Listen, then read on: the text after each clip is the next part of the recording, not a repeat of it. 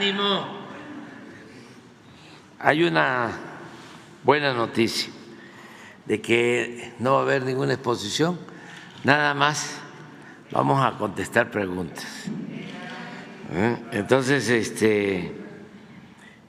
además tenemos que salir a gira, pero tenemos tiempo. Entonces vamos a comenzar. ¿Sí? Buenos días, presidente. Lo saluda Carolina Millán de la agencia Bloomberg News. Quería preguntarle, en este sexenio, la relación con el sector privado en cuanto a la inversión pública ha atravesado diferentes fases y desde sus conversaciones con empresas individualmente, luego de las tensiones con empresas energéticas de Estados Unidos y Canadá, se han visto más adjudicaciones directas de proyecto. ¿Cómo compara esta forma de abordar la inversión en comparación con el proceso de licitaciones públicas? ¿Y opina usted que este es el camino a seguir a futuro? A ver, ¿es acerca de la relación con el sector privado? Sí. Sobre las licitaciones públicas en comparación a la adjudicación de proyectos. Bueno, ha sido muy buena la relación con el sector privado, nacional y extranjero. No ha habido problemas con las empresas. Acerca de los procedimientos de asignación de obras, pues todos se han apegado a la legalidad vigente. No ha habido empresas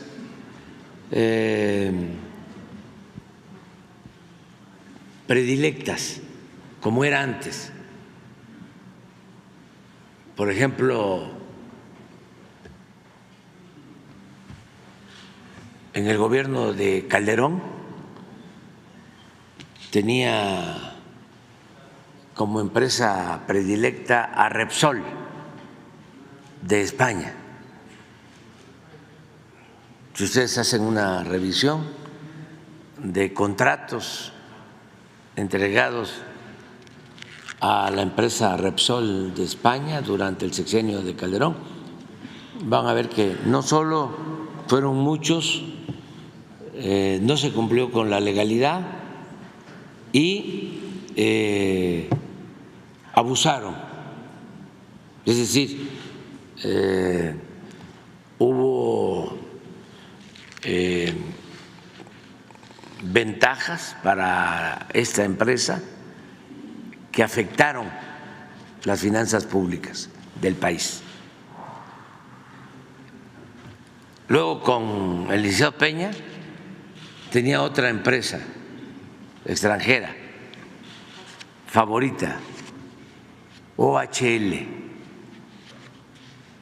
Lo mismo, todos los contratos de obra eran para esta empresa, no se cumplía con la legalidad y eran obras que se cobraban con costos elevados. En el gobierno nuestro no ha habido empresas predilectas. Si esa es tu pregunta. Hemos actuado con absoluta transparencia. Quería preguntarle también en cuanto a la deuda de Pemex. En el presupuesto de este año se contempló inyecciones de capital para la empresa. ¿Cómo considera que funcionó esta iniciativa? ¿Y ha charlado usted con la presidenta electa Claudia Sheinbaum sobre la posibilidad de garantizar aportes de este tipo en el futuro? Sí, mire, antes de que llegáramos nosotros, había la política de destruir a Pemex y a la Comisión Federal de Electricidad. No querían que existieran estas empresas públicas, querían que todo el sector energético se privatizara. Esa era la política que venía imponiéndose desde hace más de 3 décadas. Nosotros no coincidimos con esa política. Desde que estábamos luchando por la democracia, la justicia y por la independencia en sentido amplio, que la política económica la manejáramos nosotros y que no nos impusieran desde el extranjero la agenda en política económica, las llamadas reformas estructurales. Entonces, como triunfamos, pues lo que hicimos fue detener las privatizaciones y rescatar tanto a Pemex como a la Comisión Federal de Electricidad, porque en efecto iban en picada,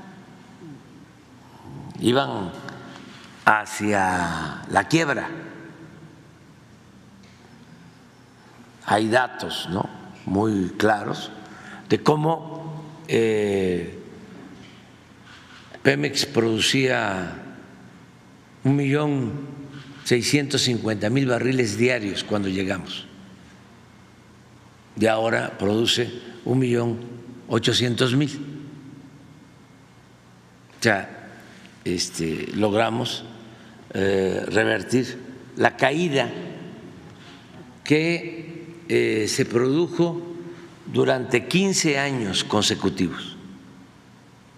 Si usted ve la información, va a encontrar que en 2004 la producción de crudo, la extracción de petróleo, era de 3.400.000 barriles en el 2004, y en el 18, a finales, de 1.650.000, de 3.400.000 barriles a 1.650.000. 15 años de caída. Y nosotros estamos dejando la producción, o sea, se detuvo esa tendencia a la baja en la producción y estamos dejando una producción de 1.800.000 barriles.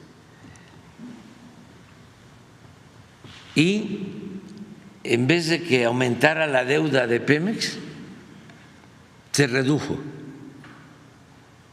Eso no lo dicen nuestros adversarios y desde luego los que simpatizan con las privatizaciones, y mucho menos los que lucran con esa política. Pero esa es la realidad. Le puedo mostrar ahora cuánto era la deuda de Pemex cuando llegamos y cuánto es la deuda ahora. Logramos revertir la caída en la producción. Estamos hablando nada más de extracción de crudo, pero podríamos hablar de refinación y lo mismo. Dejaron 6 refinerías casi convertidas en chatarra, las rehabilitamos, compramos una refinería en Deer Park, en Houston, que ya se pagó, y construimos una nueva refinería y estamos construyendo 2 plantas coquizadoras y hemos incrementado mucho la producción de combustibles. Pero esto es en cuanto a deuda.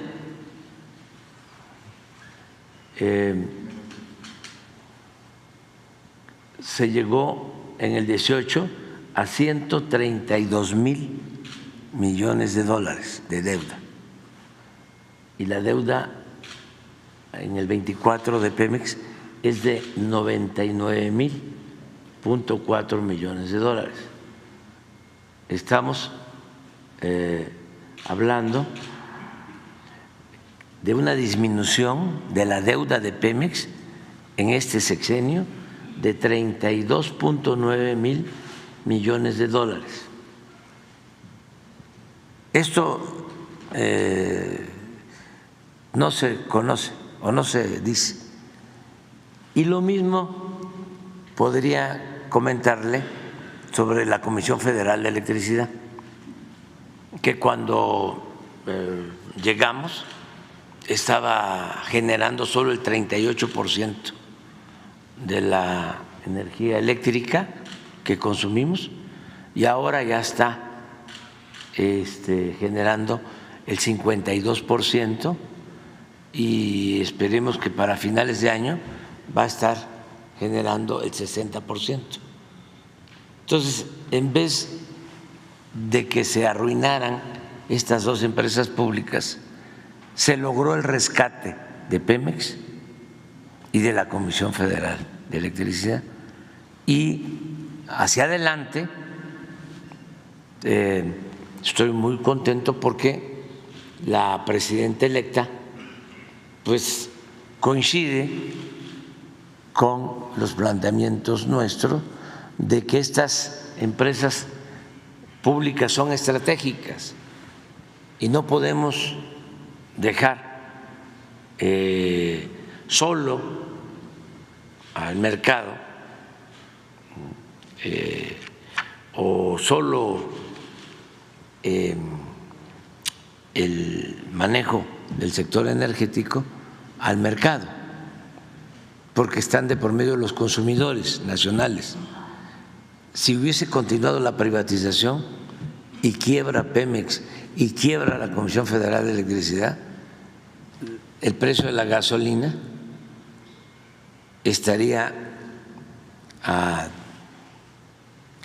40 pesos por litro y el precio de la luz estaría al doble de lo que se cobra actualmente. Y en todo el sexenio no ha aumentado el precio de los combustibles, porque mantuvimos a Pemex y mantuvimos a la Comisión Federal de Electricidad. Yo respeto mucho, ¿no?, a los tecnócratas privatizadores. Ellos tienen su concepción, además son empleados de las oligarquías nacionales y extranjeros, son los empleados de los potentados del mundo y a veces, como se dice coloquialmente, son más papistas que el Papa, los empleados o dependientes, gerentes. Hay una palabra que se usa mucho de los gerentes, CEO. A veces los CEOs son más ideologizados, ¿no?, que los dueños. Eso también suele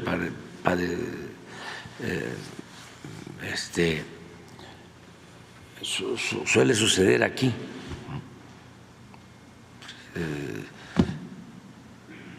Que hay quienes se sienten fifís y pues no lo son, pero se ofenden cuando se hace un cuestionamiento a los aspiracionistas, porque ellos se sienten superiores. Pero también hay que respetar a todos. Pero esa es la explicación que puedo dar. Y entonces, ¿recomendaría continuar con las aportaciones así como se hizo? Claro, eso es lo mejor para la nación, es bueno para México. Desde luego esto no les gusta mucho a los traficantes de influencia, no necesariamente a los empresarios, porque también hay que diferenciar entre empresarios y traficantes de influencia. Los preferidos o predilectos antes, en sentido estricto, no eran empresarios, eran traficantes de influencia. Hay muchas empresas extranjeras que hacen lo que se conoce como lobby, coyotaje, para decirlo coloquialmente, y contratan incluso a políticos, expresidentes. Aquí nos ha pasado. Terminó el gobierno de Calderón y se fue de consejero de una empresa de la industria eléctrica, Iberdrola, de España. Y Iberdrola de España tiene también a políticos españoles haciendo labor de relaciones públicas en los gobiernos donde tiene negocios, en los países donde tiene negocios. Y no solo gobiernos, políticos de derecha, escogen también a políticos progres buena ondita,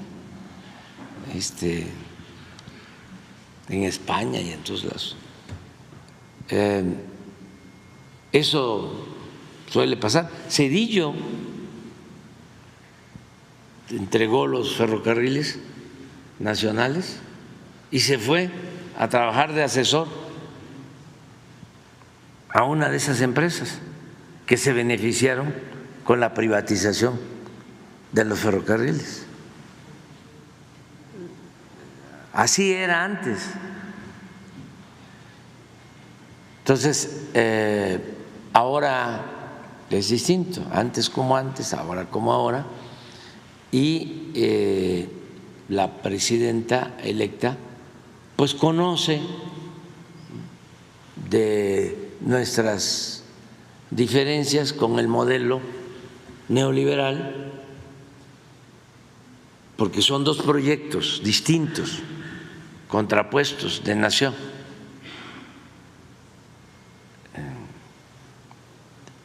Y nosotros estamos aplicando una política distinta, nueva. Y la presidenta electa también que se sepa, para que no se vayan a llamar a engaño, se ha formado, porque eso lo hemos hecho entre todos. Millones de mexicanos han participado en esta transformación y ella ha participado desde hace años en este cambio verdadero. Entonces hay quienes están esperando que se dé un viraje o que haya un retroceso, que se regrese a la política neoliberal. Pues yo les aconsejaría que vayan mejor aceptando que la política económica va a continuar y además que ha sido eficaz. Ahora hasta los conservadores nos acusan de que la política económica nuestra ayudó a que acumularan más capital los empresarios en México. Nos echan la culpa de que, según la revista Forbes, Carlos Slim tenía, creo que 50,000 millones de dólares cuando inició nuestro gobierno, y ahora ya llegó a 100,000 millones de dólares. Y así a todos les ha ido bien y le ha ido muy bien a la gente humilde, a la gente pobre. Hemos sacado de la pobreza a cerca de 10 millones de personas. Entonces, quiere decir que el modelo económico, la política económica, es buena, funciona. Imagine, hablando de macroeconomía, lo que significa aumentar los salarios de los trabajadores a más del doble y que no haya inflación o que la inflación no se haya desbordado.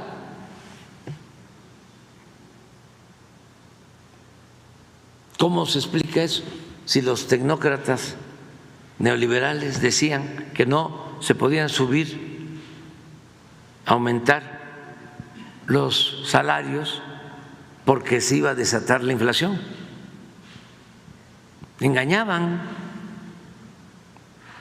para diferenciarnos, para mostrar que hay una política económica diferente.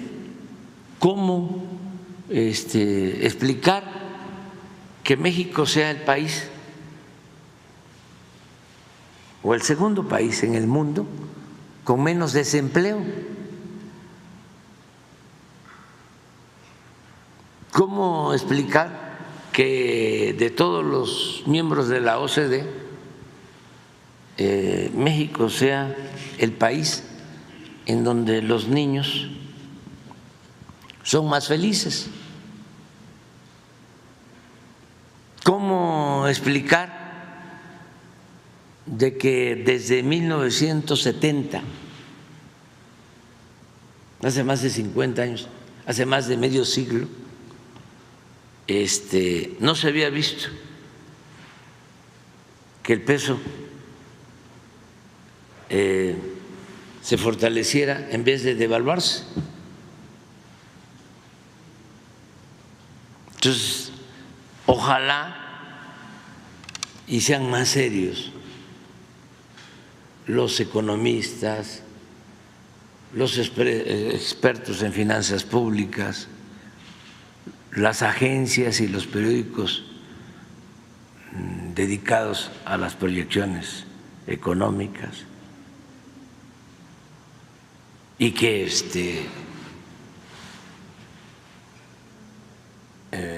profundicen más, porque es interesante.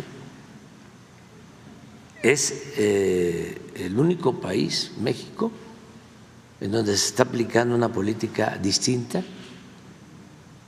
con buenos resultados. Presidente, ya para finalizar, le quería preguntar por una de las estrategias de su sexenio para aumentar la recaudación tributaria fue justamente acercarse a empresas grandes para recolectar impuestos que se debían. Tanto usted como la presidenta electa, Claudia Sheinbaum, han hablado de que no sería necesaria una reforma tributaria en el corto plazo. ¿Prevé que esta estrategia sea suficiente para cubrir los proyectos? Y sobre todo, si se descarta una reforma fiscal, ¿hay algún impuesto en específico que usted cree que el próximo gobierno debería analizar para aumentar la recaudación? Muchas gracias. Yo soy porque no haya aumentos en los impuestos, porque ayuda mucho el no permitir la corrupción y el que se mantenga una política de austeridad republicana. Si no se permite la corrupción y no se permiten los lujos en el gobierno, las extravagancias,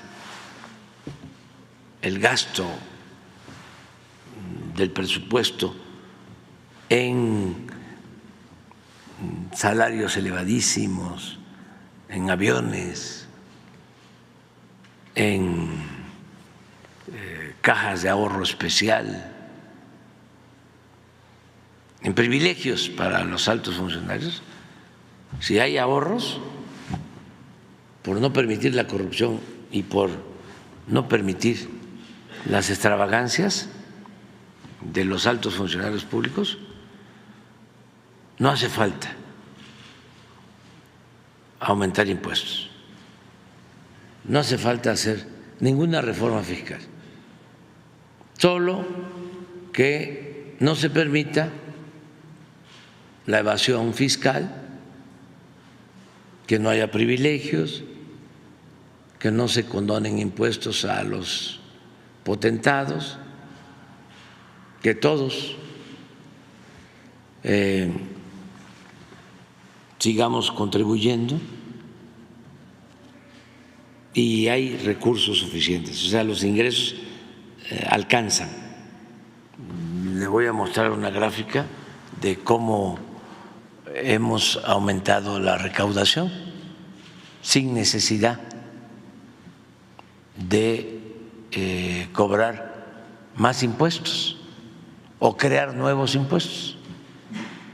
A ver si tenemos la gráfica sobre recaudación por año. Hay una que es desde el 18 a la fecha y la tendencia es que va a seguir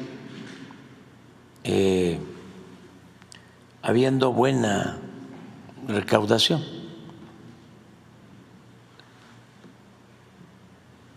A ver si tenemos la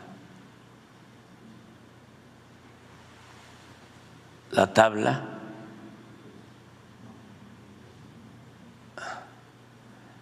En mi libro hay una tablita hasta el 2023.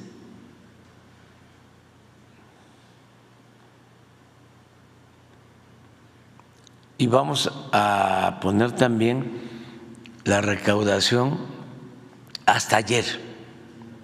Esa la tenemos porque es un dato que reviso diariamente. Esta es la de ayer, pero a ver si buscan la anual.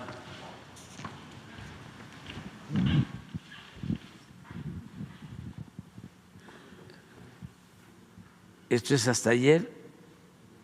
En tributarios, los impuestos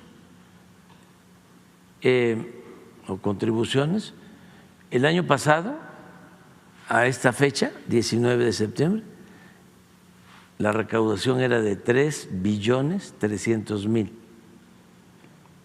y ahora 3.652.000.000. Son 351.778 pesos más. En términos reales, descontando inflación, son 5.6 de incremento. Si incluyéramos inflación, sería 10% de incremento. Esto, si consideramos el total de los ingresos, de 3.817 a 433, 215.000 millones, 0.8 de incremento. Esto, si revisan, va acorde con la autorización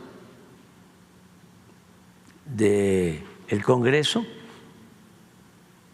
para este año en la ley de ingresos. Esto es lo que se estimó y esto es lo que llevamos. O sea, no tenemos faltante, no tenemos déficit.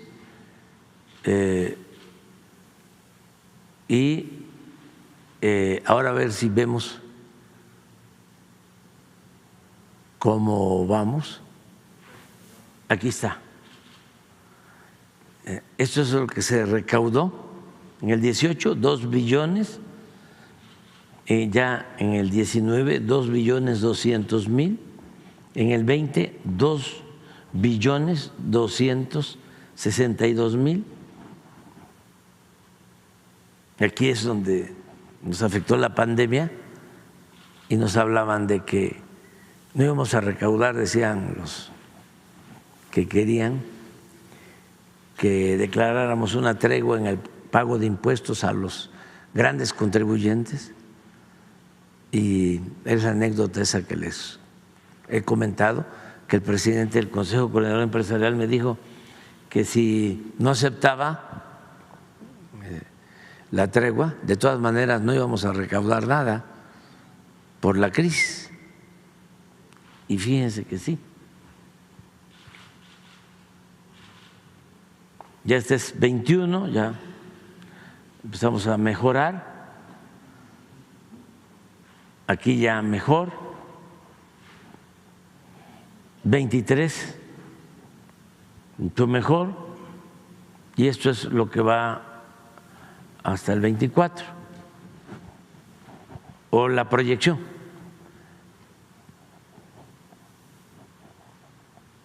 De enero a agosto del 2024, los ingresos tributarios alcanzaron 3.338.000.000.000 de pesos, es decir, 342.000 millones más que lo observado en el mismo periodo del año anterior, un crecimiento en términos reales del 6.3%.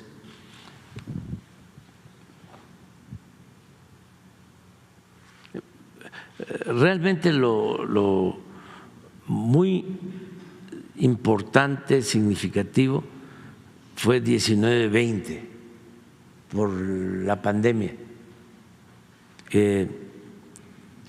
¿Cómo logramos mantener incrementos en la recaudación?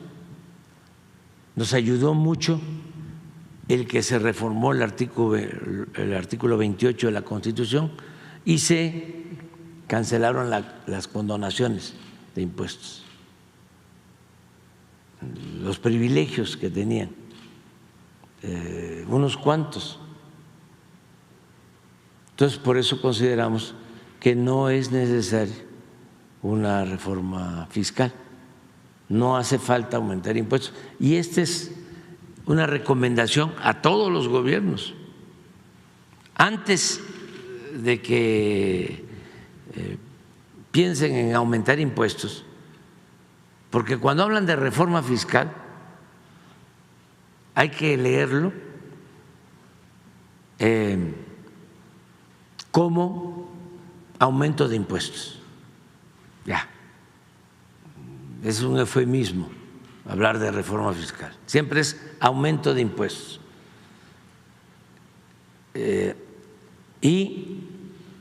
Eso estuvo muy de moda y sigue estando todavía en la política neoliberal, reforma fiscal. Y siempre decían que había que hacer la reforma fiscal y que había que apretarse el cinturón y que no había de otra. Pues sí, sí hay de otra, que en vez de que se apriete el cinturón el pueblo, el ciudadano, el contribuyente, se apriete el cinturón el gobierno y que no permita, ahora sí que se faje los pantalones, y que no permita los privilegios y que el gobierno sea independiente y que no esté al servicio de potentados. Esa es la fórmula, porque si no, no se sale adelante. No se resuelven los problemas aumentando los impuestos y manteniendo privilegios para una minoría. Pero ese es.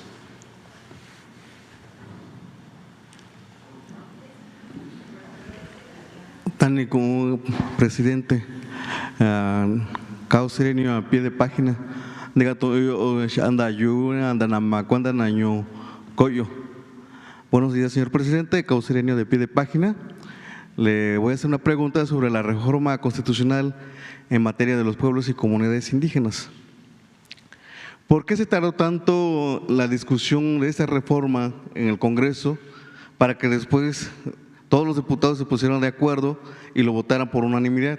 ¿Qué impedía de que esta reforma se pudiera votar y que ahora se pueda enviar al Senado y estemos en espera de que se pueda publicar? Pues tiene que ver con varias cosas. Primero, que querían estar convencidos, ¿no?, de que lo que se estaba proponiendo era justo y que no significaba afectar a terceros. Y hay muchos deseos de participación de los legisladores y es bueno. Todos quieren participar, todos quieren opinar. Estamos viviendo esos momentos. Entonces tengo información que no se tardó mucho en aprobarse en lo general, pero luego en lo particular creo que hicieron como 300 reservas y suben unos a favor, en este caso casi todos, pero querían participar. Y ahí se llevaron toda la noche deliberando. Lo importante es que aprobaron en la Cámara de Diputados, creo que por unanimidad, la reforma. Es un hecho histórico, el reconocimiento a los derechos de los pueblos indígenas, a los pueblos originarios, a la verdad más íntima de México, de nuestro país. Y ahora pasa al Senado y creo que no va a haber problema.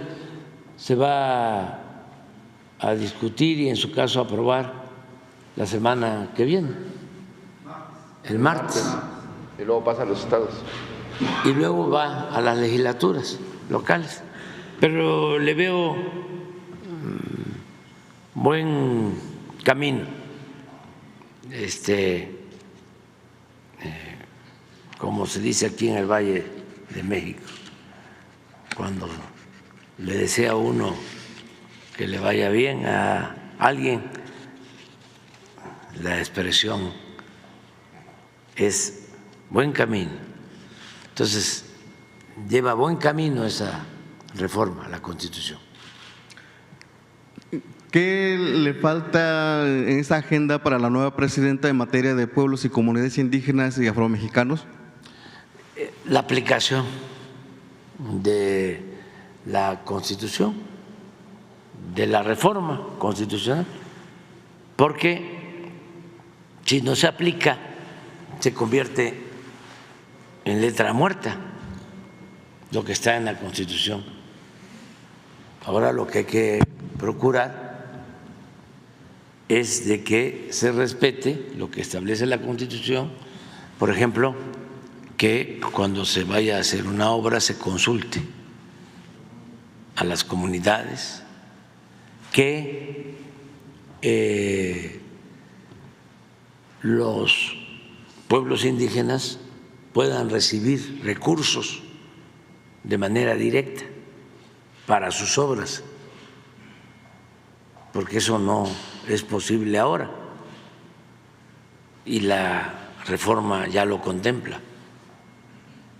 Nosotros, para construir los caminos artesanales en Oaxaca, teníamos que triangular para poder entregar a las autoridades de usos y costumbres los apoyos.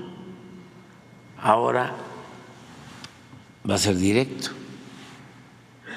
Todo eso lo contempla la reforma a la Constitución y muchas otras cosas, ¿no?, buenas. Entonces, ¿qué falta? Que se aplique, porque quedó la mala costumbre desde la colonia. Se decía, se acata, pero no se cumple. Y luego, en la época del porfiriato era lo mismo. La Constitución se respetaba en la forma, pero se violaba en el fondo. Ahora va a ser distinto porque la presidenta es una mujer recta y con convicciones, pero sí fue un avance importante. Presidente, ya por último, ¿esta reforma constitucional se va a publicar en lenguas maternas de los pueblos y comunidades indígenas? Porque hay muchas reformas que se han hecho que en las comunidades no hay ninguna información sobre lo que se hace en las cámaras, porque no se traduce, no hay información en la lengua materna. Sí, yo creo que va a traducirse en la lengua indígena, en todas las lenguas, para que se conozca la reforma. Es lo mejor. Y que además se transmita en todas las radios comunitarias donde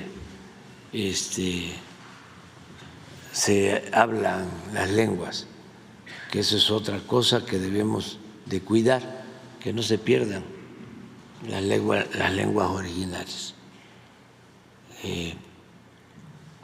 que no son dialectos, como se dice de manera despectiva, son lenguas. Y sí creo que va a ser así.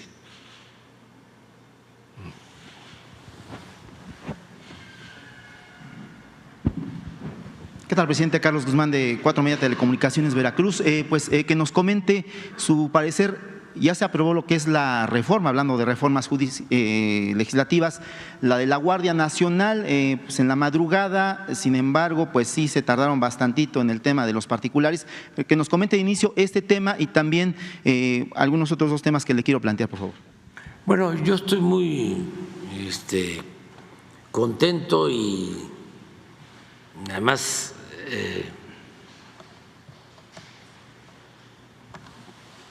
tranquilo, porque al aprobarse la reforma para que la Guardia Nacional dependa de la Secretaría de la Defensa, esto va a significar que todo el esfuerzo que hemos hecho para crear la Guardia Nacional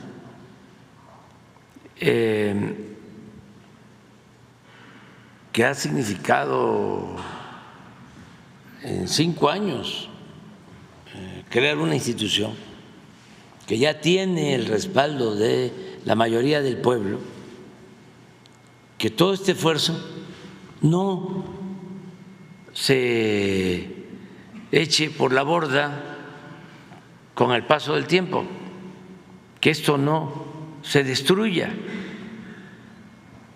que no vuelva a suceder lo que ya se padeció con la Policía Federal, que se inició con Zedillo y llegó a manejarla García Luna. Y se corrompió. En su mejor momento llegó a tener 40,000 elementos, pero no profesionales, no disciplinados, muchos administrativos, más que operativos. En ese tiempo calculo que habían 20,000 elementos para todo el país. Durante todo el tiempo que estuvo la Policía Federal, no hicieron cuarteles, instalaciones. Iban los policías federales a misiones y tenían que acampar a la intemperie o en hoteles. Y lo peor, que se vincularon a la delincuencia. Ahora en el juicio a García Luna, no solo lo están juzgando por los 6 años que fue secretario de Seguridad Pública con Calderón, sino desde antes, cuando tenía que ver con la Policía Federal Preventiva. Lo están juzgando por una década, por 10 años. Entonces, imagínense, la Guardia Nacional ya tiene 130,000 elementos. Se han construido cerca de 500 cuarteles, instalaciones. Todos esos elementos han pasado por una formación. Hay disciplina.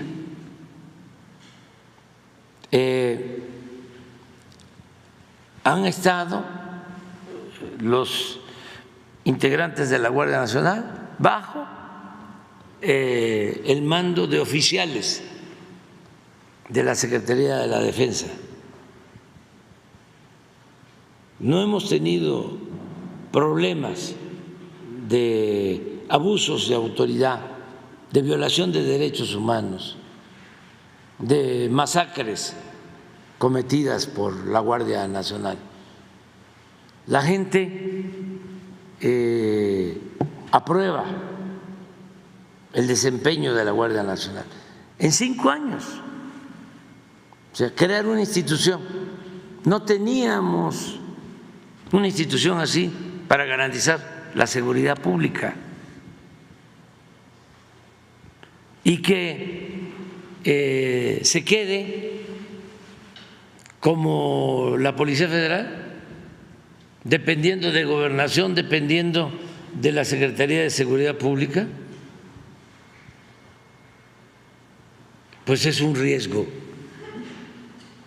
Si se convierte igual que el Ejército, que la Fuerza Aérea, en una rama de la Secretaría de la Defensa, tenemos la garantía de que va a permanecer y va a seguir actuando con rectitud. Este es el mensaje que le da a los que mencionan de que la Secretaría de Seguridad al mando de Omar García Harfuch se va a quedar sin un brazo que puede ejecutar lo que está haciendo la Secretaría, y también sería el mensaje que le daría a los que hablan del mando civil, mando militar. Ya la doctora Shimon Pardo ha mencionado de que ella es la presidenta, va a ser la presidenta de México y es civil, pero bueno, me gustaría escuchar su precisión al respecto. Pues es eso lo que dice la presidenta, comandante o comandanta. comandante suprema de las Fuerzas Armadas va a ser la presidenta constitucional, Claudia Sheinbaum. Eso hay que tenerlo muy presente. Y la Secretaría de Seguridad Pública tiene muchísimas otras tareas, actividades. Tiene que ver con los reclusorios, por ejemplo, tiene que ver con toda la política de coordinación de las policías, la coordinación del sistema de seguridad pública a nivel nacional. Tiene que ver con la protección civil, con muchas cosas, muchas tareas.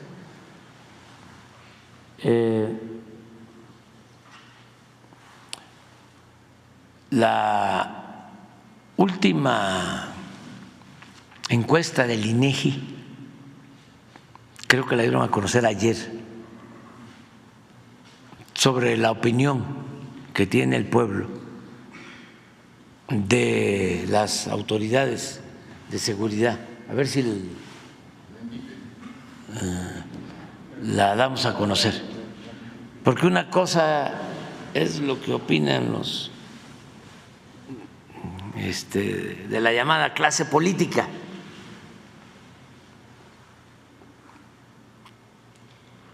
o los de la sociedad civil, y otra cosa es lo que opina la mayoría de los mexicanos. Mire, percepción social sobre el desempeño de autoridades. Esta es la que dieron a conocer ayer o antier. Marina, 86.7 de aprobación por los ciudadanos. Sobre el desempeño de confianza. Sobre el desempeño.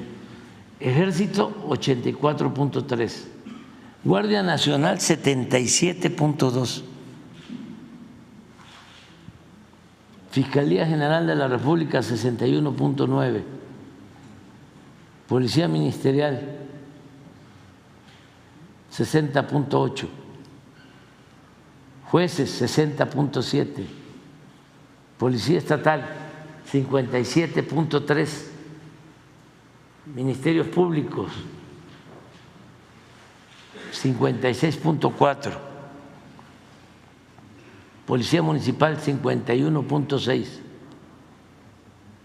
Policía de Tránsito, 45.5. Ahí es percepción, Pepe.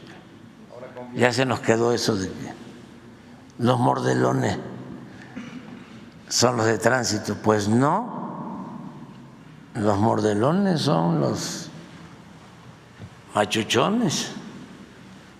Lo que pasa es que nos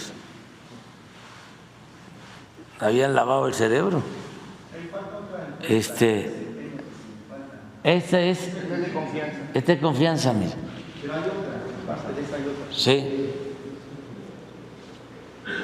Confianza, Marina 89.3, Ejército 86.7, Guardia Nacional 80.6. Fiscalía General de la República 65.1, Policía Ministerial 62.4, Policía Estatal 61.5, Jueces 60.5, Ministerio Público 59.7, Policía Municipal 58.3 y también Policía de Tránsito 48.5. Y percepción de corrupción en autoridades. Ahí ganan los jueces. Lo de tránsito, les digo.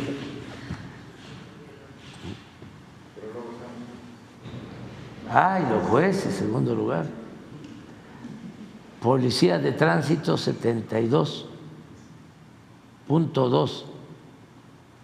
sí son corruptos. Jueces 64.6 son corruptos. Policía Preventiva Municipal 62.4, Policía Estatal 60.7, Ministerio Público 60.2, Fiscalía General de la República 54.9, Policía Ministerial, Judicial o de Investigación 54.8, Guardia Nacional 30.6, Ejército 25.5, Marina 19.8. Es que esto es el sentir del pueblo, no de la élite. Entonces, para los de la élite,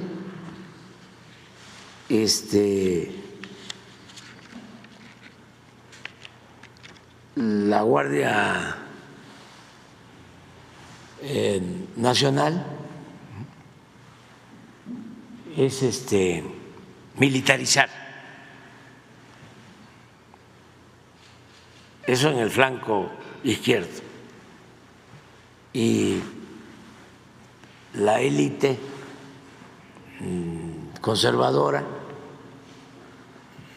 me imagino que no quiere que exista una policía, una guardia que garantice que no haya privilegios. Pero esta es la realidad. Y yo estoy muy contento porque si queda la Guardia Nacional dependiendo de la Secretaría de la Defensa, larga vida. Si no, nos va a salir otro García Luna. La quisiera firmar esta próxima semana, presidente, para que se aprueben los estados también antes de. La quisiera firmar antes de irse a su rancho. La quisiera firmar esta reforma a la Guardia Nacional. A ver si da tiempo, porque tiene que ir. Primero va al Senado la semana ya que viene. Ya nada más me queda a mí la semana próxima. Y luego tiene que ir a las legislaturas. Pero aprobándose en el Senado, yo creo que en las legislaturas, si hasta los legisladores del conservadurismo deberían de consultar a los gobernadores de sus partidos. Por ejemplo, ¿cómo va a votar un legislador de Guanajuato en contra de que la Guardia Nacional dependa de la Secretaría de la Defensa? O un legislador de Jalisco, o un legislador de Nuevo León. Sí, hay más guardias nacionales en esos estados y ahí están ayudando que policías estatales y que policías municipales, y que además la mayoría de los policías municipales, no todos desde luego, pero en muchos municipios están vinculados con la delincuencia.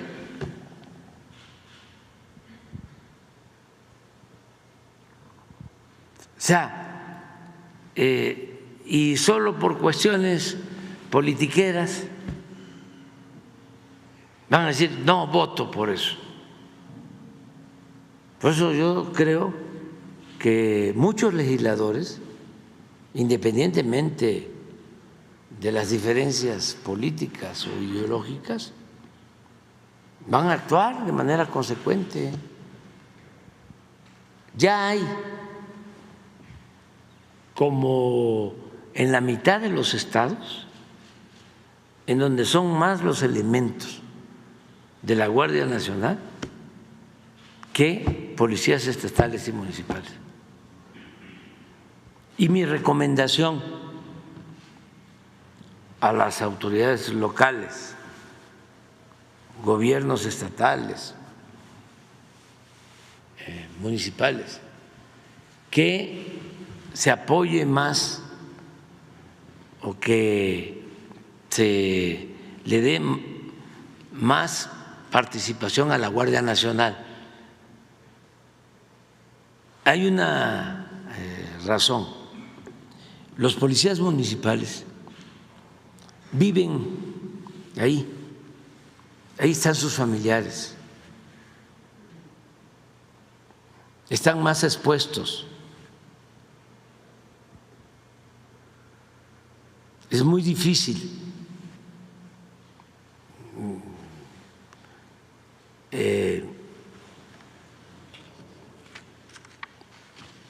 no someterse a la delincuencia, que hay amenazas y tentaciones. Están muy vistos ahí. La Guardia Nacional, como los elementos de la Marina y del Ejército, los rotan, no llegan a identificarlos las bandas de delincuentes. Y esto ayuda mucho a que no se corrompan, que no se alíen. Porque imagínense si la policía municipal o estatal está al servicio de la delincuencia, qué esperanza para el ciudadano. Entonces, todo eso se tiene que ir tomando en cuenta. Antes, la verdad, no les importaba la seguridad pública, no les importaba. Pues les estoy hablando que en su mejor momento eran 20,000 elementos operativos para todo el país, porque constitucionalmente ni el Ejército ni la Marina podían dedicarse a labores de seguridad pública. Con la reforma que se logró, ahora contamos con el apoyo de Marina, de Defensa, y se creó la Guardia Nacional. Entonces, esa es mi explicación. Y acerca de la represión y del militarismo, eso depende de la autoridad civil. En lo nacional, pues del presidente, ahora de la presidenta, porque de acuerdo a la legislación, a las leyes de las Fuerzas Armadas, el comandante supremo, comandanta suprema, va a ser la presidenta de la República. ¿Quién dio la orden en el 68 para la represión? Díaz Ordaz.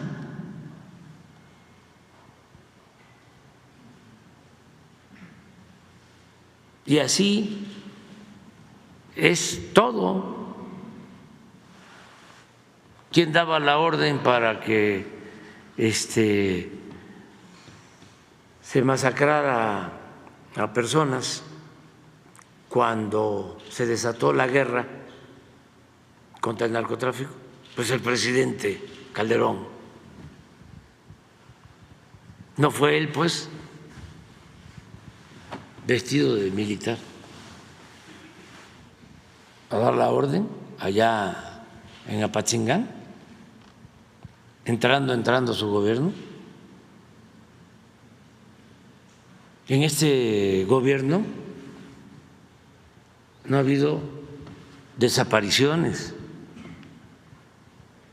no ha habido represión, no ha habido tortura, no hay masacres. Los índices de letalidad son de los más bajos, porque son menos los muertos que los detenidos y heridos. Antes era al revés, cuando Calderón eran más los muertos que los heridos y detenidos. Entonces, todo eso hay que irlo exponiendo, explicando, y que nos ayuden, porque se avanzó bastante en detener el crecimiento delictivo, pero falta, porque quedaron todas esas malas prácticas de contubernio, de asociación delictuosa entre autoridades y delincuencia. Bueno, lo que estamos ahora constatando con el caso de García Luna, y la mayoría de los medios no dice nada. Fue una cosa gravísima. Estaba yo hojeando el documento de la sentencia, lo recomiendo que lo lean. Es gravísimo todo el sustento de las acusaciones que se le hacen a García Luna. Y también lo acusan de que estaba sobornando incluso a los reos, ¿eh? O sea, que seguía sobornando dentro de la prisión a los reos para que cambien de la declaración. Sí, pero los sobornos durante 10 años. No, pero el tema es de que los mantiene, o sea, supuestamente es que los mantiene, de según sí, se dice. El recibir sobornos por protección. Y normal, vi una entrevista que le hizo Ciro, ahora salió en la red, cuando estaba dejando la secretaría, y sale una primera acusación en contra de él, y Ciro lo entrevista, pero con mucho respeto y cuidado.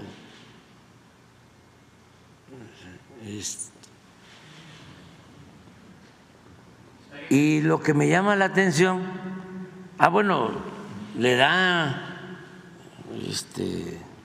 todo el tiempo, y Ciro lo apoya en sus dichos. Sí, claro, dice, yo he estado contigo, ahí me enteré, dice, como en 4 ocasiones, dice, 2 en no sé dónde y 2 allá en tu oficina, en el búnker, tomamos café y todo. Esto antes de que lo detuvieran. Pero lo que más me llamó la atención es que le dice, bueno, ¿y qué haces aquí, en México? No, pues es que como es día feriado en Estados Unidos, vine aquí O sea que ya vivía allá y todo, ninguna pregunta, oye, ¿y dónde vives? ¿Y por qué te fuiste a vivir allá?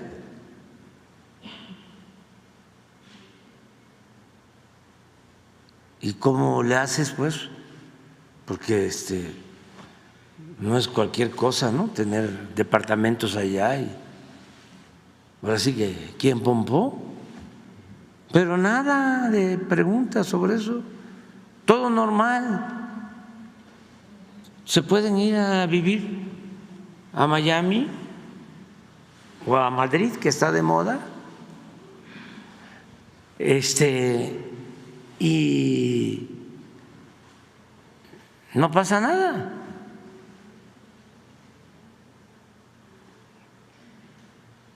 Entonces, sí vean el relato de la sentencia. Y a mí me llamó la atención y quería yo saber por qué, bueno, la carta que escribe García Luna, ¿la escribe antes o después? Que no he llegado todavía a saber. Antes de que conociera el documento de la solicitud de sentencia, o no sabía, pero es cosa de esperarnos. No, me gusta hablar de eso. Mire, yo una de las cosas que agradezco a la vida es que me tocó, por mis convicciones, ocupar este encargo para ayudar a mi pueblo y a mi querido México. Pero a mí no me gusta que nadie sufra.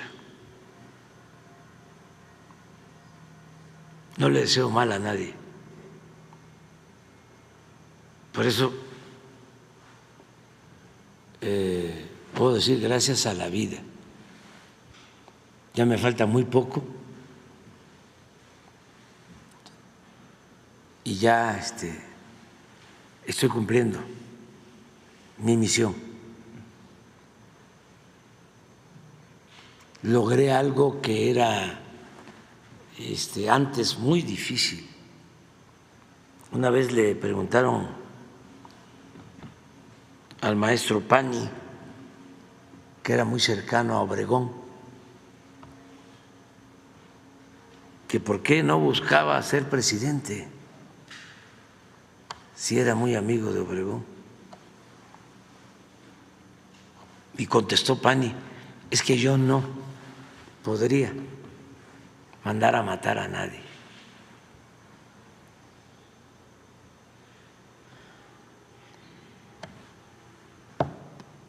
Porque antes se actuaba con mucho autoritarismo.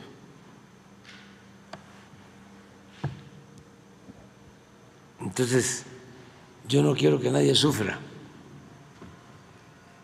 ya que corresponda a las autoridades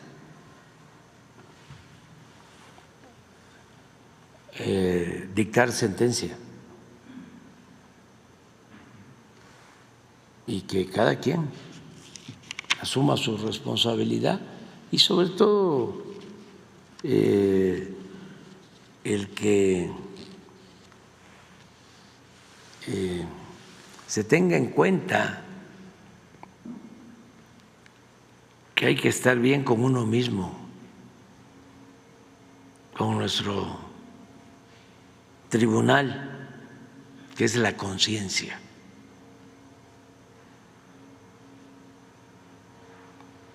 A veces se puede estar en la cárcel y si uno es inocente, y si está en la cárcel porque se está luchando por una causa justa, la cárcel, en vez de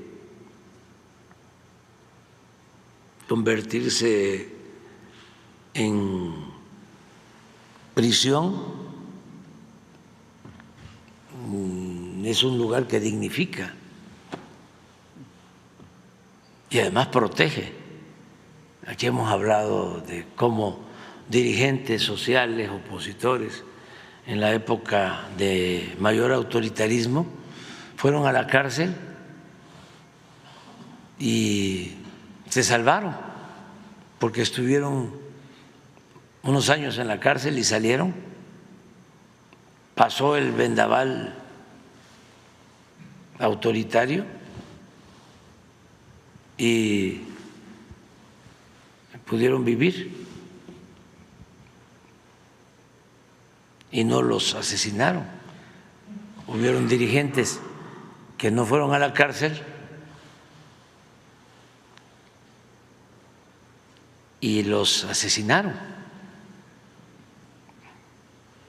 Entonces, todo depende de la conciencia. De eso es lo que se debe de preocupar un dirigente, de estar bien con su conciencia y estar bien con el prójimo.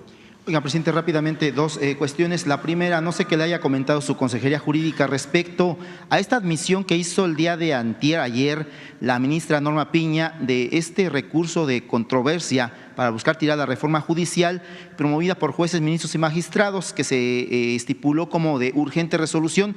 Si nos puede comentar de eso. Y también, ya para finalizar, y a ver si alguna otra compañera o compañero puede preguntarle algún tema, pues es preguntarle qué información le dio el jefe de gobierno Martí Batres sobre lo que pasó en Xochimilco. Ya se mencionó el tema, incluso ese día que estuvo aquí el doctor Batres, pues regresó, respondió. Sin embargo, pues se menciona que el JUT, se le llama así, usted ha de conocer el término, es el jurídico y de gobierno, fue el responsable de esta represión, ataque a este grupo de San Gregorio Atlapulco, que son mis vecinos de San Pedro Atocpan, allá de Milpalta, pero es sí preguntarle en qué quedó el tema, porque finalmente pues es un grupo que puede tener diferencias con quien sea, pero creo que no son las formas en las cuales se le reprimió, porque es la palabra, se le reprimió, se le golpeó incluso por ahí a mujeres y niños que estaban ahí en esta manifestación. Pues de inicio lo de la Suprema Corte, presidente, por favor.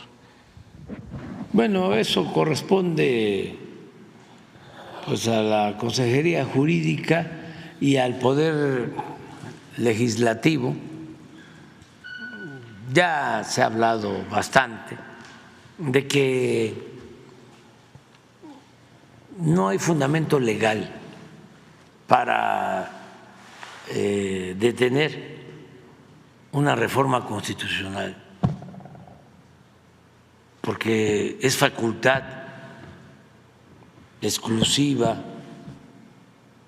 del Poder Legislativo, es su razón de ser.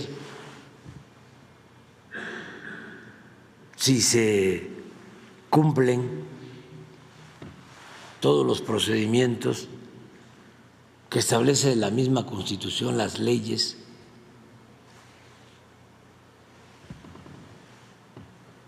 eso lo deberían de saber no solo los abogados, sino con más razón las autoridades judiciales. Yo lo único que recomendaría es de que ya dejen de estar afectando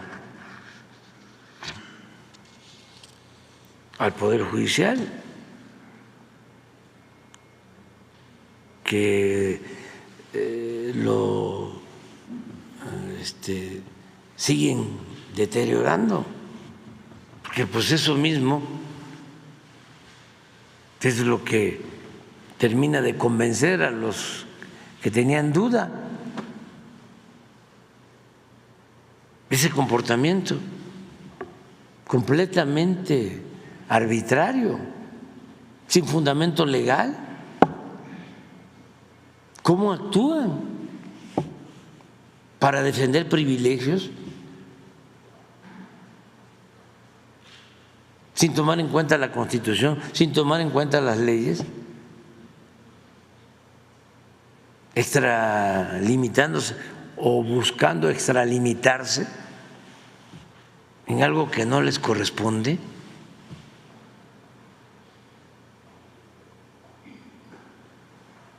Eso no tiene nada que ver con un auténtico Estado de Derecho.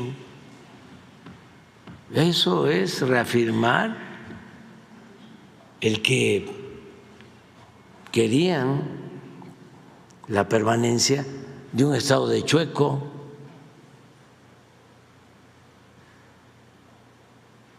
Ojalá y se serenen y actúen de manera responsable. Lo otro, explicó en el Gabinete de Seguridad Martí Batres, después de estar aquí, que ya tienen la investigación y es cosa de que él dé a conocer lo que se resolvió. Yo creo que a partir de lo que nos estás preguntando, él va a informar, si te parece. Gracias, presidente. Sandra Aguilera, de Grupo Larsa Comunicaciones y sandiaguilera.com. Presidente, me han mandado varios mensajes los pacientes oncológicos del ISSSTE, del Hospital Regional de Alta Especialidad Bicentenario, que solicitan su apoyo porque no tienen médicos especialistas ni medicamentos. Tengo las cartas firmadas por los pacientes, se la voy a hacer llegar con Jesús. Por otro lado, presidente… ¿Dónde es? En el Hospital del ISSSTE de la Alta Especialidad Regional Bicentenario, en el Estado de México. Ahí están. Por otro lado, le quiero dar un informe de lo que ha pasado con la Universidad del Conde de Veracruz. El gobernador de Veracruz, Cuitlagua García, informó que Marco Antonio Conde perdió los amparos que interpuso en Veracruz, por lo que ya ya le suspendieron los revueltos que tenía. Además de que COFEPRIS dijo que los egresados de la Universidad del Conde y el Instituto de Estudios Superiores en Medicina representan un riesgo para la salud de la población. Sabemos que ya cerraron estas maestrías, sin embargo, siguen las publicaciones de esas escuelas en redes sociales utilizando los rebúes que ya les retiraron. Marco Antonio Conde sigue haciendo sus congresos y diplomados en hoteles. De hecho, COFEPRIS y CONAMED ya les clausuró los últimos eventos que tuvo en Boca del Río y en Monterrey. Sin embargo, él, burlándose, contrata otros lugares para hacer sus congresos. Ya sabe que van a llegar a cerrarle los hoteles y se va a esos lugares a hacer sus eventos. Esto es todo sin autorización de las autoridades estatales. También le comento que la falta de la ley de salud todavía está en el Senado. Bueno, con todas las reformas que ha habido, pues no han tenido tiempo, que ojalá y se puedan dar un tiempo, sobre todo porque es de salud, presidente, y usted sabe que mucha gente ha estado muriendo. Por otro lado, los rebúes aparecen activos todavía en la página de la SEP y ya están cancelados, ya lo manifestó el gobernador, y sí están cancelados, pero ahí siguen activos, no han actualizado esta página, a ver si es posible que la actualicen. Y también quiero hacerle una denuncia que la Dirección General de Profesiones dio un registro de manera irregular al Colegio de Maestros en Cirugía Estética con el número F-407. No me gustaría acusar a nadie de corrupción, pero sí que investiguen y por favor retiren ese registro, ya que se anuncian diciendo que tienen el aval de la SEP y de la CIFRUS. Sí. Y por otro lado tengo otra pregunta, presidente. Usted sabe que al finalizar cada administración quedan adeudos con proveedores o indemnizaciones. En este caso, en el del IMSS tengo varias indemnizaciones por mala praxis. Quiero preguntarle qué va a suceder porque ya termina el sexenio, bueno, con usted y salen pues todos, si van a quedar para la próxima administración o si antes de irse van a liquidar estos adeudos, presidente. Bueno, acerca de lo del ISSSTE que planteaste, de medicamentos y de los médicos, vamos a pedirle a Berta, alcalde, que nos ayude a ver esto. Gracias. Sobre las denuncias que das a conocer sobre… La CEP. Sí, la CEP también Muchas vamos gracias. a atenderlo. Lo que tiene que ver con la Secretaría de Salud, igual. Sí. Aquí me va a ayudar Jesús. Sí. Y sobre los adeudos, si están en trámite y nos alcanza a nosotros el tiempo, se paga. Si no, con la nueva administración. Es muy importante que todos los mexicanos sepamos que no se va a detener, no se va a parar la administración, como nunca, porque esto es inédito. Hemos llevado a cabo un acuerdo de transición ordenado, de amplia comunicación, va inclusive a quedar el mismo equipo en la Secretaría de Hacienda. Bueno, el secretario de Hacienda actual continúa y varios funcionarios, mujeres, hombres de la actual administración continúan, pero además ya están enterados completamente los que van a entrar de lo que está en proceso. Hemos tenido muchas reuniones, por ejemplo, el secretario de Obras Públicas, Jesús Esteva, ya ha estado en reuniones con Jorge Nuño, secretario actual, y con todos los que tienen que ver con la construcción.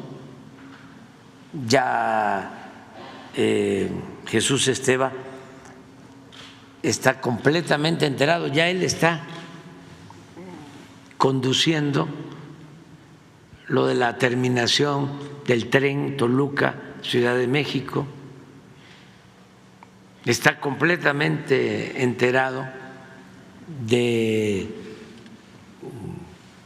la operación del Tren Maya, está completamente enterado, él ha participado en la ampliación del bosque de Chapultepec, que por cierto vamos a inaugurar ya la cuarta sección, y los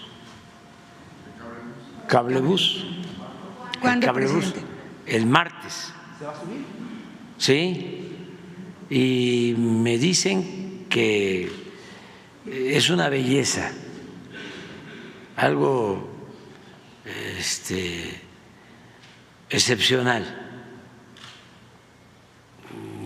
ese cablebús desde Santa Fe hasta Los Pinos.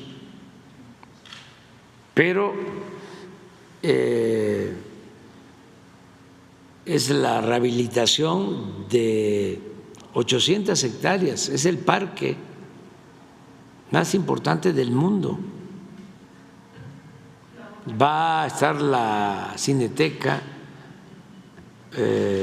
hay instalaciones nuevas, el director artístico, el maestro Orozco, pues es de lo mejor que hay entre los creativos mexicanos, y a él le tocó el diseño de los puentes que comunican de una sección a otra, y son obras de arte. Entonces, Jesús Esteva, regresando, ya está completamente enterado, ya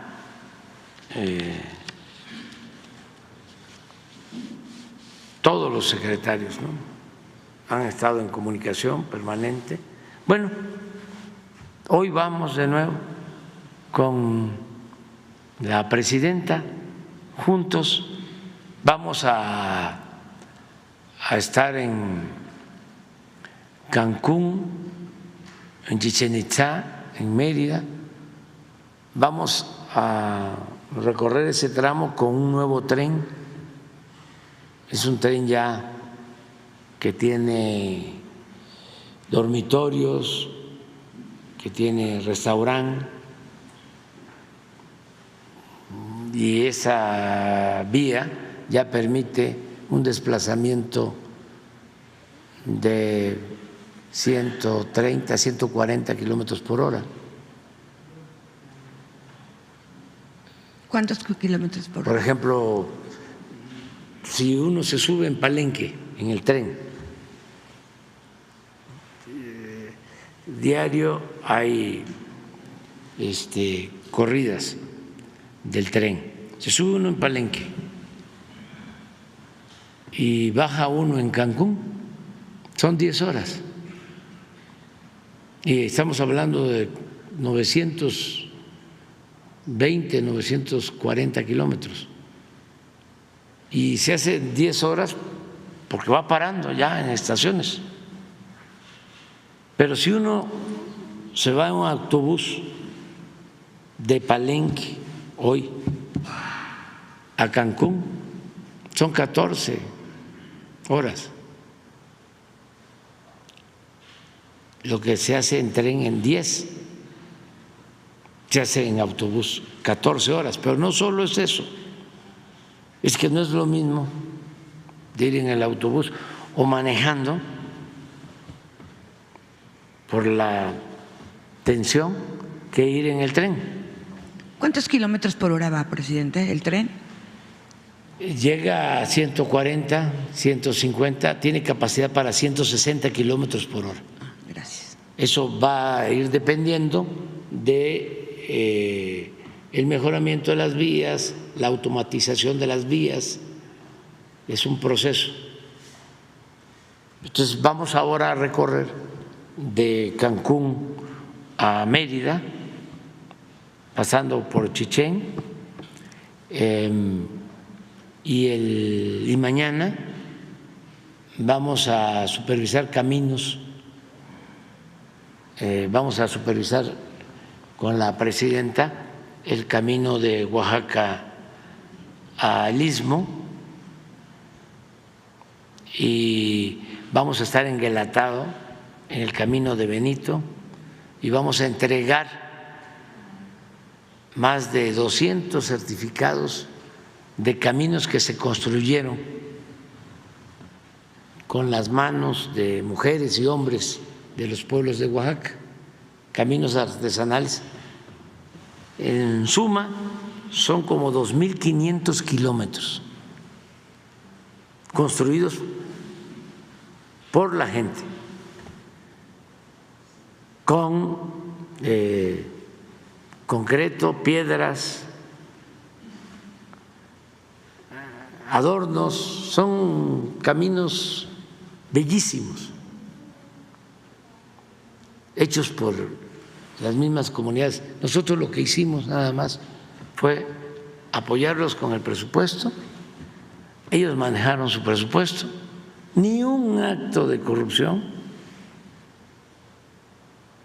les alcanzó el presupuesto, les sobró en algunos casos para hacer otras mejoras, se ayudaron porque el dinero quedó en las comunidades y hubo empleos. Fue una obra que me siento muy orgulloso, porque desde que estábamos en la oposición iba yo a las comunidades, a los pueblos de Oaxaca, y los caminos, la mayoría de terracería, a las cabeceras municipales. Y les decía yo que por qué no les entregaban a ellos los apoyos para hacer los caminos. Y me contaban de que los ingenieros, los funcionarios decían de que ellos no tenían experiencia para hacer los caminos. Estamos hablando de los mejores trabajadores de la construcción del mundo, o uno de los mejores, o de los mejores trabajadores de la construcción del mundo. Nada, porque manejaban el dinero los funcionarios y no llegaba el dinero. Me encontraba yo letreros: aquí se construye el camino de Santa María a San Pablo, siempre el nombre santo y el nombre zapoteco o el nombre de cualquier otra cultura. Pues nada más hacer el letrero. Entonces, cuando llegamos al gobierno, dijimos, todas las cabeceras municipales van a tener camino pavimentado y lo vamos a hacer con la participación de las autoridades de usos y costumbres, y confiamos en ellos y en la gente. Se les dieron los recursos y ahí están los resultados: más de 200 caminos bien hechos, y eso vamos a inaugurar el sábado, y el domingo también vamos a estar en Veracruz. No va a estar ya conmigo la presidenta electa porque ella tiene compromisos acá el domingo, pero yo sí voy a estar el domingo en Veracruz. Vamos a visitar la nueva, la rehabilitación de la casa donde vivió el presidente Juárez. Se adquirió esa casa, se rehabilitó y también se adquirió el sitio, el lugar donde se firmaron las leyes de reforma. Entonces vamos a hacer una ceremonia para recordar al presidente Juárez y sobre todo ese hecho histórico importantísimo, la promulgación de las leyes de reforma. Y no había nada en Veracruz sobre eso. Y ahí estuvo el presidente Juárez y desde ahí tomó esa decisión histórica de separar al poder civil del clerical, aplicando el principio bíblico de que a Dios lo que es de Dios y al César lo que es del César. Y también que se sepa, ¿no? El presidente Juárez puede ser tachado de anticlerical, pero no era antirreligioso, Presidente, porque le tiene le tenía mucho amor al pueblo. Hasta Ignacio Ramírez, el nigromante, que era liberal, radical, fue excomulgado. Llegó a decir, a pesar de sus posturas anticlericales, que él se hincaba donde se hinca el pueblo. Entonces, también aclarar eso. Y aclarar que el Estado laico significa el respeto a todas las religiones y el respeto a los no creyentes. Eso es el Estado laico. Y ya vámonos a desayunar. Presidente, nada más para finalizar, presidente, desde hace casi 6 años que llevo cubriendo esta fuente, he comprobado el humanismo de su administración.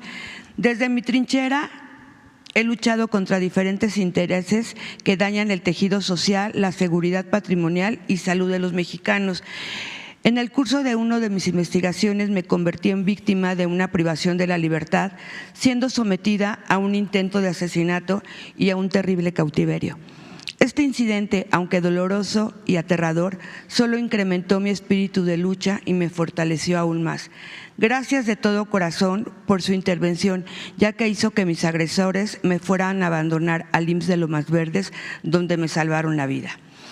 Pude experimentar en carne propia la vulnerabilidad y el miedo que muchas personas en nuestro país enfrentan diariamente. Estoy convencida de la importancia de la justicia social, la igualdad de oportunidades y el bienestar de todos los mexicanos.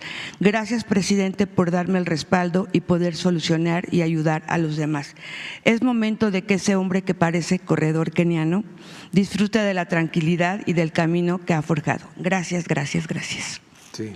No, felicidades a ti, porque enfrentaste una situación muy difícil y eres un ejemplo de cómo con perseverancia, ¿no?, con mucha fe, se pueden enfrentar todas las adversidades. Siempre hay salidas, siempre.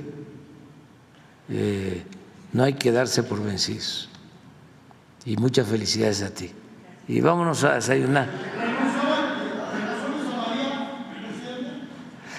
Fíjense que yo cometí el error porque pues no estoy actualizado en las normas del partido de Morena y resulta que si la eligen,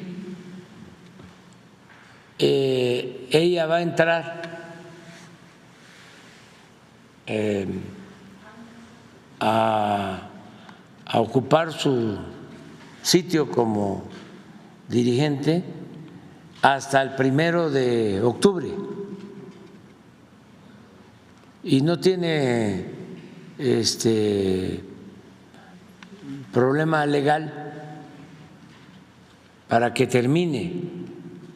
Y además quiere ella, me pidió, si tan luego dije aquí lo del viernes, casi me estaba esperando para decirme, oiga, ya quiere que yo me vaya, si no es así, a ver, pues explícame, ¿no?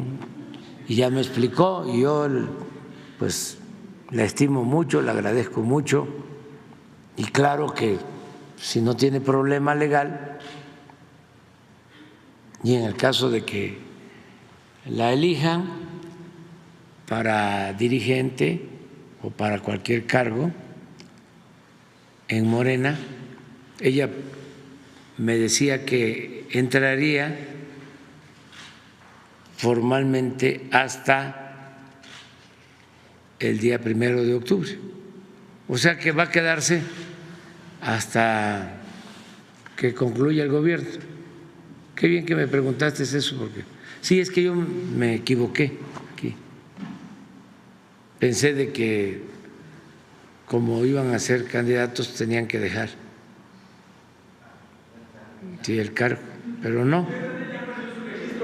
El INE formalizó la pérdida del registro del PRD como partido político nacional. ¿Usted militó en ese partido? Yo le tengo mucho cariño al PRD, tengo muy buenos recuerdos.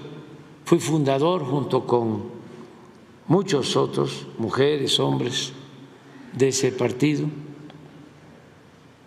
Se avanzó bastante, me tocó dirigirlo.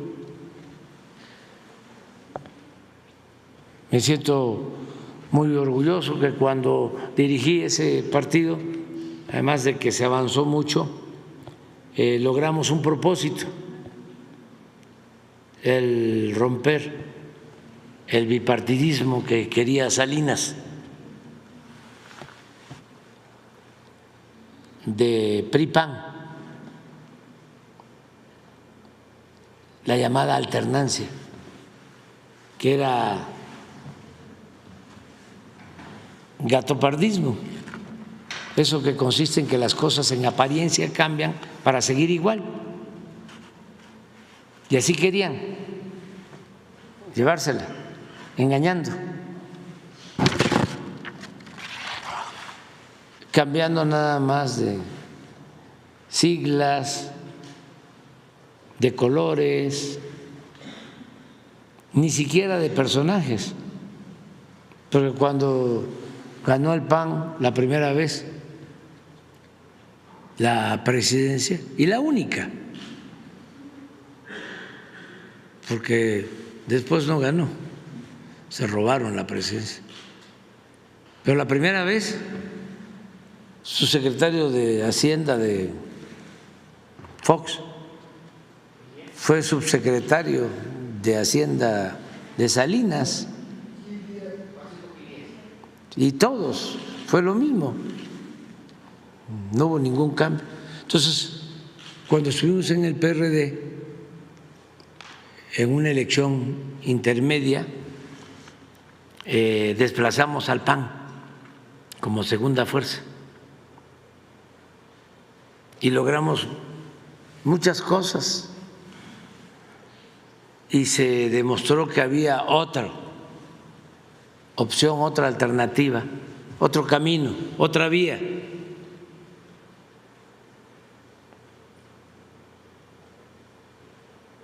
Por eso, pues no celebro el que haya perdido su registro el PRD. Fueron circunstancias, ojalá y lo que llevó a que el PRD perdiera su registro sirva de lección a otros partidos para no cometer los mismos errores y para no olvidar que el actor principal en todo proceso político siempre es el pueblo, incluyendo a Morena. Con el pueblo todo, sin el pueblo nada. Solo el pueblo puede salvar al pueblo. Y nunca más el desprecio al pueblo, ignorar al pueblo. Nunca más. Y si no se logra tenerle amor al pueblo, que eso es lo ideal, amar al prójimo, cuando menos que aprendan a respetar al pueblo, que hagan a un lado la mala costumbre de sentirse superiores al pueblo, de ningunear al pueblo, porque eso les afecta mucho Miren lo que acaba de pasar. Pensaron de que con el dinero y con los medios de comunicación o información o manipulación iban a regresar por sus fueros y el pueblo se los recetó, les dio un tengan para que aprendan o toma tu champotón. Pero como son tan clasistas y racistas y prepotentes, no quieren, ahí andan aferrados a su conservadurismo rancio. Pero también hay que respetar, no puede haber pensamiento único, hay que garantizar el derecho a disentir y no ver a nadie como enemigo, si acaso como adversarios, no odiar a nadie, respetarnos y querernos. Y ahora sí, a desayunar.